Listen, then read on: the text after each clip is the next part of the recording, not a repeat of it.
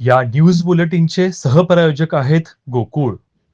महाराष्ट्र राज्याचे उच्च शिक्षण मंत्री चंद्रकांतदादा पाटील यांनी आदमापूर येथील प्रसिद्ध तीर्थक्षेत्र संत बाळूमामा मंदिरात सदिच्छा भेट दिली. यावेळी त्यांनी श्री संत बाळूमामाचे विधिवत दर्शन घेऊन राज्यातील जनतेच्या सुखसमृद्धीसह येणाऱ्या जिल्हा परिषद निवडणुकीत चांगले यश मिळू दे अशी प्रार्थना केली.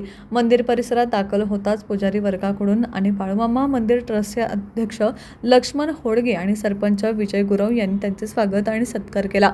दर्शनानंतर काही काळ त्यांनी मंदिर परिसरात थांबून भाविकांशी संवाद साधला. या भेटीदरम्यान त्यांच्यासमवेत प्रवीणसिंह सावंत व देवराज पारदेसकर हे उपस्थित होते. तसेच स्थानिक पदाधिकारी, कार्यकर्ते आणि नागरिक मोठ्या संख्येने उपस्थित होते. मंत्री पाटील यांच्या भेटीमुळे मंदिर परिसरात उत्साहाचे वातावरण पाहायला मिळाले.